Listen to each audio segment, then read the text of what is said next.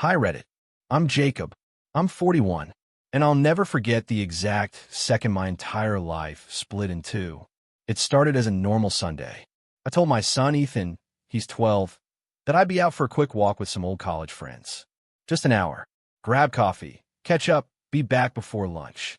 He was home with my wife, Allison. She was cleaning the garage and told me to take the break. "We'll be here," she said, waving me off. "Enjoy being a human for a while." I was gone for 53 minutes. I know because I checked my phone twice. Just habit. The first red flag? 6 missed calls. All from home. I tried calling back. Straight to voicemail. I thought, maybe Ethan messed with the phone settings. Then a message popped up. Unknown number. No caller ID. I picked up immediately. "Mr. Reynolds?" "Yes." "This is Officer Graham with the 19th Precinct. We're calling about your son." I stopped walking. Middle of the sidewalk, near a 7-Eleven. The sound around me just dropped out. "What happened? Where's Ethan? Is he okay?" "We need you to come to 324 Bellevue Avenue. Your wife is already here. We'll explain everything when you arrive." That was it. No details. Just an address and a voice that was calm in a way that scared the hell out of me. I ran. Left my friends. Left my coffee. Hauled ass to the car like my legs were on fire. I called Allison. Voicemail. Called again. Voicemail. It took me 12 minutes to get to the address. I didn't even look at the street sign.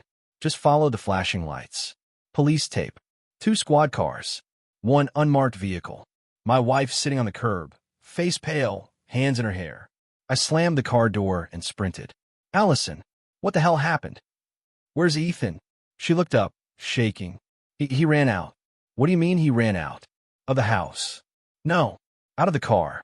He locked the door and bolted across the street before I could stop him. I turned to the nearest officer. "Is my son hurt?" He didn't answer right away. Instead, he gestured toward a paramedic van. Doors closed.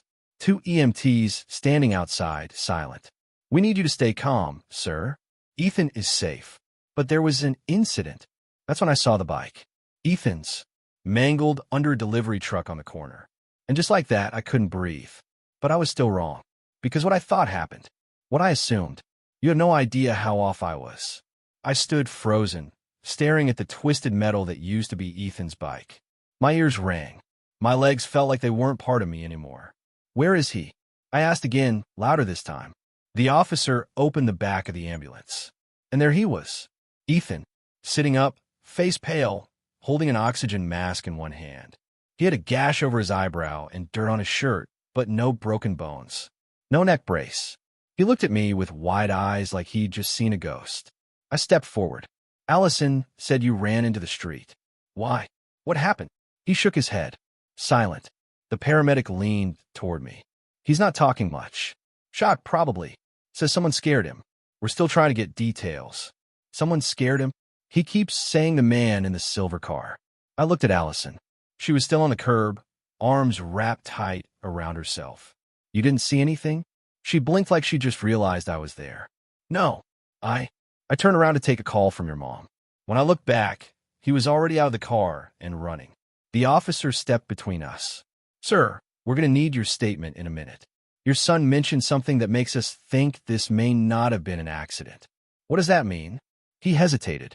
He said the car sped up when he crossed. I felt my stomach hit the floor. "You think someone tried to hit him? On purpose?" We're not jumping to conclusions. But he didn't just dart out like a kid chasing a ball. He was running from something. I looked at Ethan again. His hands trembled. His eyes darted toward the street. "Ethan," I said, crouching. "Was someone following you?" He nodded. Slowly. He was parked across the street. Then he drove closer. He didn't get out. Just looked at me. I got scared. I swallowed hard. "Do you know him?" "No. But he waved at me. Like he knew me." That sentence hit me like a punch. The officer motioned to another cop, who walked off to speak into a radio. "We're going to need traffic cam footage. There's a good chance the plate got picked up." That's when my phone buzzed again. Unknown number. Again. I answered. Silence. Then a voice. "That was just a warning, Jacob. Next time, pay attention." Click. I stared at the phone screen like it might burn through my hand. No caller ID. No trace. Just one message. "That was just a warning, Jacob. Next time, pay attention." I didn't even realize I was shaking until the officer next to me grabbed my wrist. "Sir, are you okay?" "No," I said. "I just got a call. Someone threatened me. Said the hit and run was a warning." That changed everything. The officer grabbed the phone and flagged over another cop. Within seconds, they had me filing a formal report while two tech guys from the department took my phone into a cruiser to run diagnostics. Allison was pulled aside. EMTs asked Ethan more questions. What had started as an incident was now a deliberate threat. Back in the car, Allison finally snapped. "What the hell is going on, Jacob? Who the hell would come after us?" I didn't have an answer, but in my gut I knew something was off. This wasn't random. Someone went out of their way to target Ethan. Not me, Ethan. Why? Back at the station, they let us review early footage from a city cam across the street. It was grainy but enough. A silver sedan, tinted windows, parked across from where Allison had stopped. Ethan gets out of the car. The sedan pulls forward, then accelerates just as Ethan steps into the street. Then it swerves at him. There was zero hesitation. I stood up from the monitor. That's attempted murder. The officer didn't argue. They paused the video on a blurry shot of the front of the sedan. Partial plate. We're working on enhancement. But here's what we do know. This wasn't random. Someone scoped your son. They knew his name, his route, and where he'd be. I sat back down. My mind was spinning. Allison paced the hall, whispering to herself. And then something hit me. Ethan, a few weeks ago, he mentioned something weird at school. Some guy in a suit who came to ask questions about family history. He said it like it was nothing. Some guy the school counselor introduced as a researcher for a youth program. At the time, I thought it was just some donor type. Now I wasn't so sure. I asked Ethan again while the nurse checked his vitals. "Hey, buddy, that guy at school. The one who asked you questions. What was his name?" He looked confused. "I don't know. Mr. Kane? Or Kane? Something like that. He had a silver watch." That detail. So specific. So useless, but also weirdly familiar. Then it hit me. I knew that name. Kane. I hadn't heard it in over 20 years. But the second Ethan said it, my stomach turned. Because Kane wasn't just some researcher. He used to work for my father. And if he was back now, this wasn't about Ethan. This was about me.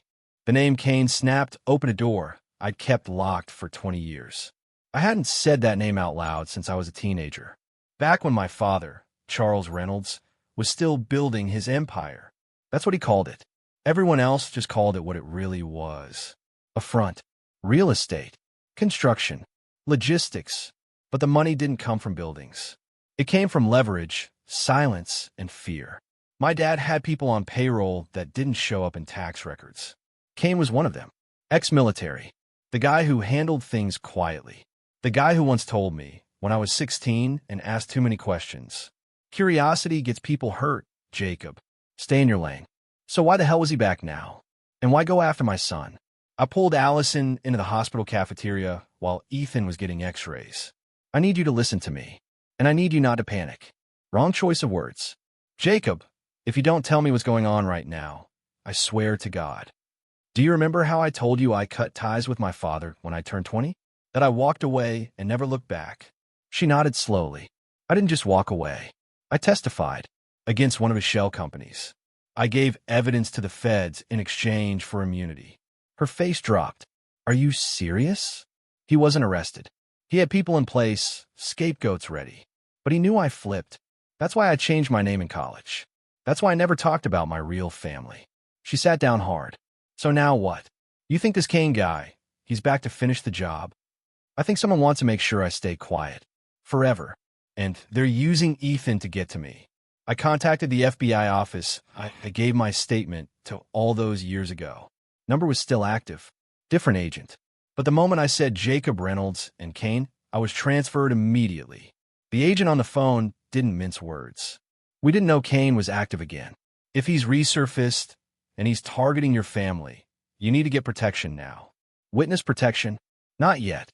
But we're opening a new case file. You'll have a detail by tonight." "But Jacob, if Kane's involved, someone powerful wants you gone. You sure you're ready to drag this all up again?" I didn't even blink. They went after my kid. I don't care how deep this goes. I'm not hiding. By nightfall, 2 federal agents were posted outside the hospital. One sat at the nurse's station. The other was parked across the street in a black SUV. Ethan slept. Allison stayed silent, gripping her phone like a weapon. Me? I stared out the window, thinking about the last time I saw Kane. It was the day I signed the immunity deal. He shook my hand in the courthouse hallway and said, "You better pray you disappear, kid. If I ever see you again, you won't get to walk away twice." I didn't pray, but I did disappear. And now, he'd found me. By morning, my entire life was under surveillance. 2 unmarked vehicles outside the house. One agent walking Ethan to the car when we left for the hospital checkup. Another riding with us. Allison was barely speaking. Ethan kept asking why the men in suits were following us. I couldn't tell him the truth. What was I supposed to say? Some guy your grandfather used to hire to silence people wants to hurt us because I ratted out a criminal empire 20 years ago. Instead, I told him the truth that wasn't the whole truth. They're here to protect us. At the hospital, the doctor cleared Ethan physically. No broken bones, just bruises and a stitched eyebrow. But the psychologist pulled me aside afterward. He's jumpy, hyper alert. He checks the window every 10 minutes. I'd recommend trauma counseling immediately.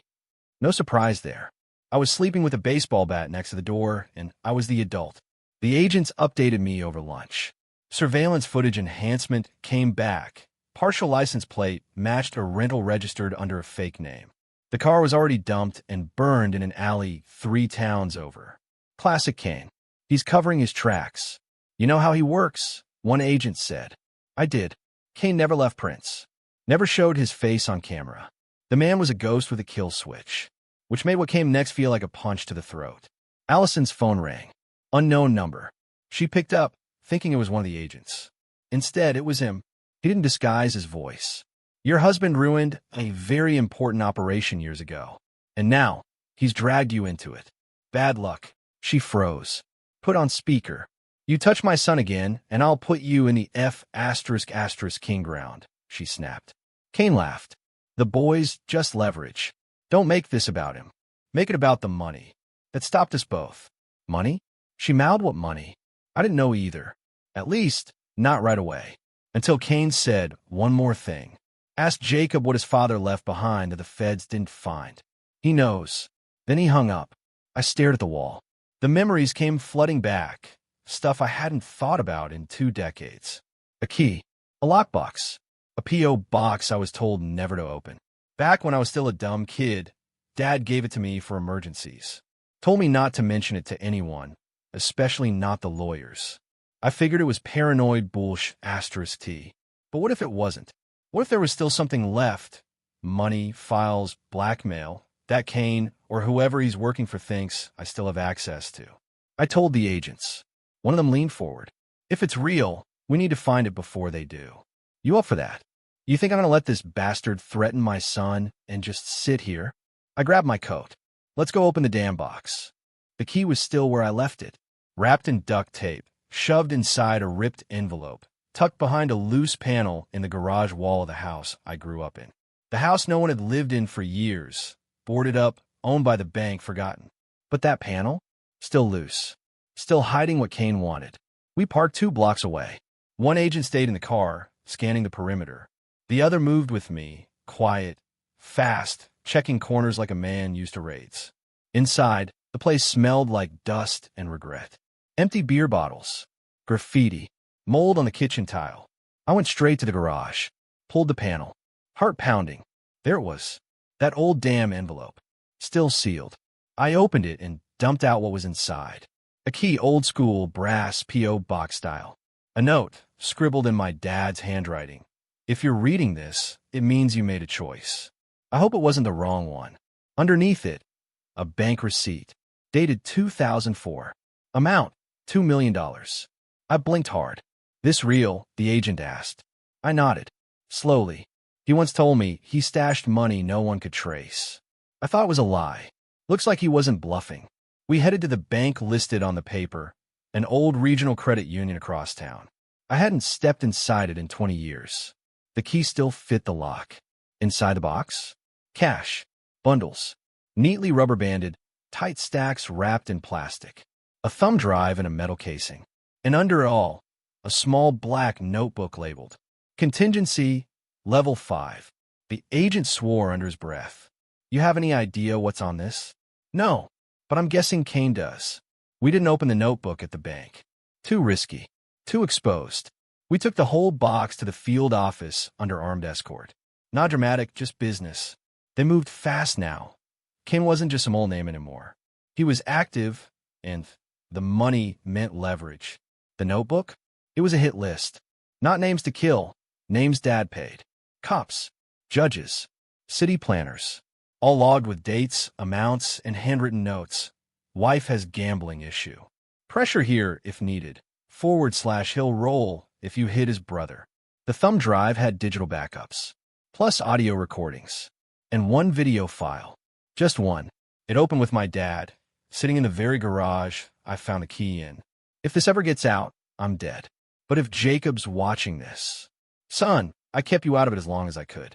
But if they're coming for you, it means Kane went rogue. Use this. Protect yourself. He paused. And if Kane's still breathing, you make sure that ends. I didn't flinch, because now it all made sense. Kane wasn't working for someone. He was working for himself. And if he got to that notebook first, every name in it would be leverage, blackmail, power. And me? I was the only one standing in his way. We didn't sleep that night. The FBI agents took shifts guarding our house. Allison locked every window twice. Ethan camped out in our bedroom, curled up with our dog and a flashlight like it was a war zone. And honestly, it was. Because now we weren't just running from a threat. We were sitting on a ticking bomb. $2 million in undocumented cash. A thumb drive full of names that could ruin lives. And a man from my past who killed people just to clean up loose ends. Kane wasn't after money. He was after leverage. The kind that could make any man in that notebook dance like a puppet. And if I had the only copy, I was the one thing standing between him and total control. So I made a call. Not to the FBI. To someone who used to work for my dad, Victor the accountant. I hadn't spoken to him since I testified. He'd flipped early, got a deal, retired somewhere down in Arizona. When he answered, I didn't waste time. Kane's back. He wants the list. Dead silence. Then, *T. How'd he find you? I don't know. But he tried to run over my son.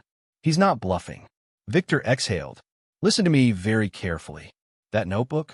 It's not just names. There's one code in there, just one, tied to an offshore account that controls everything your father didn't touch. Kane's been trying to find it for years. What kind of money are we talking? Enough to buy silence from 3 mayors and a senator. Of course, it was never just about revenge. It was about power, control, access to something big enough to own cities. And Kane thought I'd hand it over to keep my family safe. He really didn't know me. I told Victor to disappear. Then I called the FBI. I have an idea, but I'm going to need bait. The plan was simple. Fake a meeting. Offer Kane what he wants, the thumb drive and notebook. Pick a public location. Let him show up and make a move. But the agents were nervous. You're putting yourself out there. I don't care. He went after my son. He threatened my wife. If I sit back, he doesn't stop. He escalates. We set the drop for 1 p.m. Downtown. Park bench near the library. Clear line of sight for surveillance. Backup waiting in cars. I walked in holding a duffel bag with a decoy drive and a photocopy of the notebook's cover. Real stuff was already in federal lockup. He showed up at 1:06. Same cold eyes. Same silver watch. Kane hadn't aged. Just hardened. He sat without a word. Looked me up and down. Didn't think you had the guts to face me, Jacob. Didn't think you had the balls to go after a kid. Guess we're both surprised. He smirked. Give me what's mine. No games. I nodded toward the bag. You try anything, the real stuff disappears. You'll spend the rest of your life in a hole you dug for yourself. He leaned closer. You think this is about you? I built what your father was too scared to finish. This was mine before you were even born. Then he reached for the bag. That's when 6 agents swarmed. Kane didn't run. He just sat back, smirking as they cuffed him. You've made powerful enemies, Jacob. This doesn't end here. No, I said. It ends with you in a cell. Kane was in custody, but you'd think we'd won too soon. That was my mistake. 3 days after his arrest, the FBI called. Not with celebration, with a warning. Someone leaked news about the list, the agent told me. We think a name from the notebook got wind you have it. Just like that, the target on my back got a lot bigger. This wasn't just Kane anymore. This was everyone whose career, reputation, or life was tied to those pages. Judges, cops, politicians, names I hadn't even processed yet. The FBI started combing through the list, but someone moved faster. That night, our security system went dead for 9 full minutes. No outage in the neighborhood. No storm. Just us offline. Agent Daniels caught it. She pulled us out before we even knew. We spent the next 72 hours in a safe house. No phones. No internet. Ethan kept asking why we had to keep moving. Because some people don't like what your grandpa left behind, I told him. He didn't ask again. The notebook was now federal property, but I had copies. Digital, encrypted, split across 2 drives in 2 separate lockers across the city. Only I and one agent knew where. The FBI wanted me to go quiet. Lay low. Let them handle it. But that's not how this works. Because the thing about powerful, scared people, they don't wait for courtrooms. They erase threats, which is what someone tried to do the following morning. We were driving to meet an FBI tech for final documentation when the unmarked van behind us suddenly pulled into oncoming traffic, trying to block the SUV we were in. Agent Daniel swerved. Tires screeched. Ethan screamed in the back seat. 2 other vehicles cut them off before anything else happened, but we all knew what it was. No coincidence. This wasn't just intimidation. This was an attempted grab, or worse. The Bureau upgraded our status to active threat. That meant total lockdown, bulletproof transport, full relocation on standby. But I couldn't stop thinking about the final pages of the notebook. One entry in particular, Judge H. Reynolds, $500,000 wired March 2003. Keep him clean, order in place for minor. My full name, Jacob Henry Reynolds. Judge Harold Reynolds? My uncle. I hadn't seen him since the funeral, but now it was clear. He'd protected me as a teen, sealed records, covered up the first signs of what my dad was really doing. And now, someone else tied to that name wanted to make sure those records, and the man who still carried the truth, disappeared. I wasn't just a witness anymore. I was evidence. And the only way out now? Expose everything. The deeper we dug into the notebook, the clearer it got. My family didn't just brush up against corruption. They were the foundation. And somehow, I had spent years pretending I came from a name that meant nothing anymore. But now, that name, Reynolds, was still very much alive in the right or wrong rooms. And some of those rooms were stacked with judges, cops, federal consultants, people who made Kane look like an errand boy. One of them? Judge Harold Reynolds. My uncle. I hadn't heard his name in over 15 years. After my dad died, he vanished from the holidays. From every family event. I assumed he didn't want to be associated with what my father became. Turns out, he was cleaning the mess from the inside. The FBI confirmed it. That 2003 wire transfer in the notebook? Traceable. Real. $500,000 moved into a Cayman account 2 days after I'd been caught as a teenager with evidence that could have destroyed my father early. The judge ruled I was a minor, sealed the case, and sent me to counseling. Now it made sense. I wasn't saved because of mercy. I was shielded to protect their legacy. And now that the list was out, Harold was panicking. The agent assigned to his tail said he was behaving erratically, making calls to burner numbers, contacting old business associates. Translation? He was cleaning house. And we knew what came next. If someone like Kane failed to silence me, Harold wouldn't make the same mistake. The next morning, I woke up to a text from an unknown number. No words, just a photo. My childhood home, the garage, the one where I found the key. Lights off. Camera zoomed in on a window. Then another photo. Allison's car, in our current driveway. You have 1 shot to walk away, the next message said. Drop the name. Shut the case. Go quiet. That was it. No threats. No promises. Just a reminder. They still had reach. And they weren't afraid to cross lines. I showed the message to the lead FBI agent. We go public, I said. Full exposure. Everything we've got. Are you sure? Once it's out, there's no putting the genie back. I'm not trying to put it back, I snapped. I'm trying to bury it for good. We built a media dump. The Bureau verified documents. They couldn't officially leak it, but they didn't stop me. 2 trusted journalists were selected. 1 digital, 1 legacy print. They got the story, the notebook, the money, Kane's arrest, the list, the fact that a sitting judge had protected criminal operations for 2 decades. We blacked out sensitive personal info, left in just enough to burn the machine. Then we pulled the trigger. The article went live at 6:03 p.m. By 6:15, it had 800,000 views. By 6:40, the DOJ announced an internal investigation.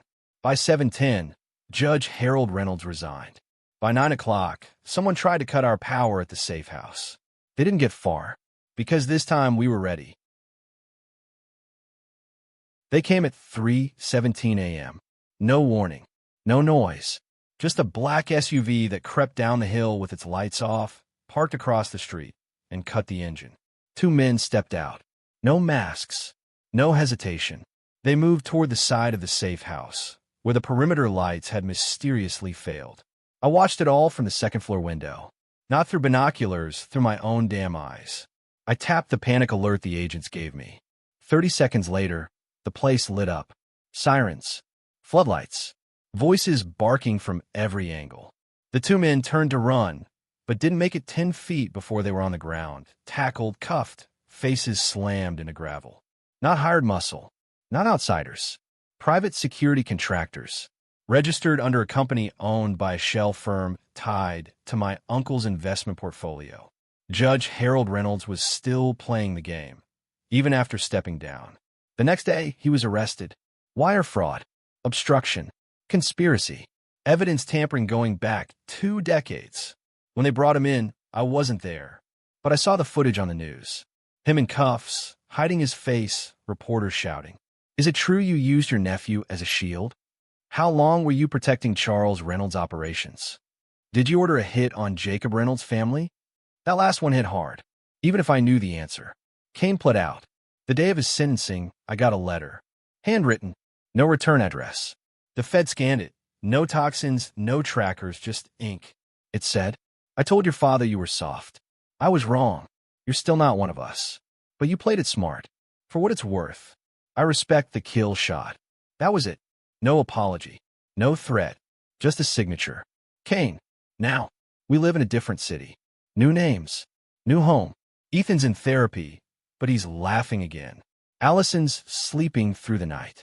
I still check the windows, but less often. The FBI closed the case. Of the 47 names in the notebook, 22 were removed from office, indicted, or publicly disgraced. The rest? Gone underground. Or quiet. And me? I didn't sell the notebook. Didn't write a book. Didn't cash in. But I made damn sure it never gets buried again. The original is sealed in evidence. The copy? On a timer.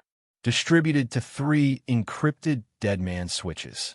If anything ever happens to me, anything, it gets dumped online in full. No edits. No redactions. Insurance. Because I don't trust the system. I saw what it took to beat it. So yeah, Reddit. I told my son I was going for a walk. And when I came back, I stepped into a storm I thought I left behind 20 years ago. But I fought. Not for revenge. For survival. For Ethan. And if they ever come back, I won't disappear again. I'll be waiting. See you later.